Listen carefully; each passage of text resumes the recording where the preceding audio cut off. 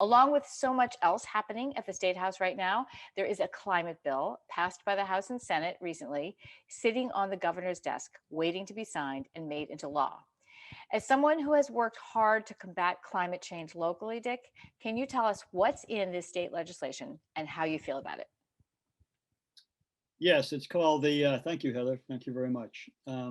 It was passed by both the Senate and the House overwhelmingly. Senator Bruce Tarr and Representative Ann Margaret Ferrante strongly support it. It's called the Next Generation Roadmap for Climate Policy, Bill S2995. It drills down specifically on 6 items and gives detailed maps about what to do in each of those, and those include electric vehicles, transportation, uh, the HVAC for commercial, that's heating and cooling for commercial, heating and cooling for residential, uh, commercial manufacturing plants, and finally transporting natural gas, all the natural gas leaks which release methane and CO2 as well, which affect climate change.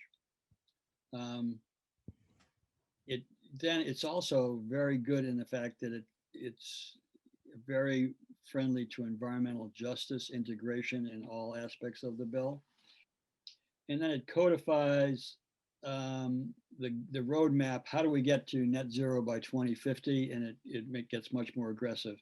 So the bench line is 1990, and we had a goal to get to 20% better by 2020 from 1990 in those 20 years, and we did it, just narrowly did it. We achieved that. And now we're going to have to go to 50% by 50% by 2030, and 75 by 2040, and 85 by 2050, and the other 15 will be by carbon sequestration, not natural energy, clean energy. Big new thing that Senator Tarr was very aggressive about is upping the offshore wind procurement plans for the state. So the utilities and other state agencies have to procure much more wind power, and it's another 2,400 megawatts, almost doubling the procurement now. That's going to happen right away. The buying will start right away.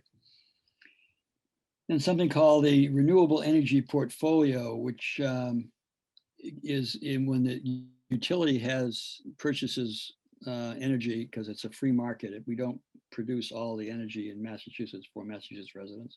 We buy it from other places. But it has to do, every year it has to go up in clean energy participation there, and it has to go up to 3% rather than 2% a year. Meaning by 2030 will be 40% of your electricity for everybody will be at clean energy.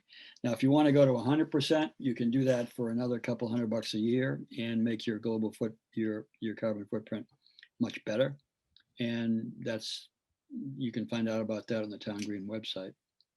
There's a lot of great information here about how low income people can get benefits from solar, both in their public housing and if they're elderly living in their own home, for example. It's much more affordable now, and in some cases, almost no charge for them to go to clean energy entirely.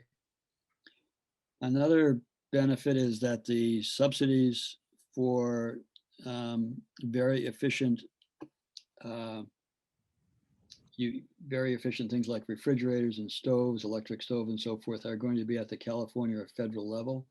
And there's going to be a lot of subsidies for those. So those will be much cheaper because of the rebates that you can get when you buy those things.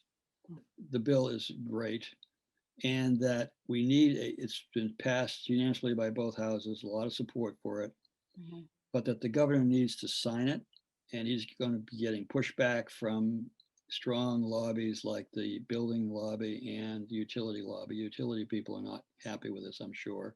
Going to be a lot more work for them, and they might cut into their profits some. Now they're regulated, and so they'll make sure they get some profit, but they're going to be pushing back hard. So we need to go on everybody needs to go on the website of the governor and fill out a form and let him know that you support this roadmap for climate policy bill S2995. And please do that. It'll be very helpful. There's a, if you'd like to get more involved in general, you can help with the Cape Ann Climate Coalition, which TownGreen is fiscal agent for in many cases. And you can find out more about the next meeting on February 11th, where the Sierra Club's going to be speaking about their push to go to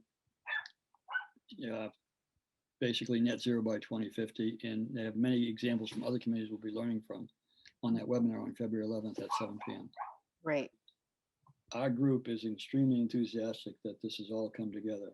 And we were been lobbying all year for pieces of this, and they all got in there. So, or at least most of them did. Well, good for all of us. So again, it's S2995. That's the name of the bill. And Yes, people can email the governor, right? on his website. He allows people to email him and let him know what's on their mind. Great. Great. And again, you are TownGreen 2025, and people can find you and learn more about the February 11th webinar. Really interesting with the Sierra Club, right? Right. Yes. All right. Thank you so much. Thanks, Heather.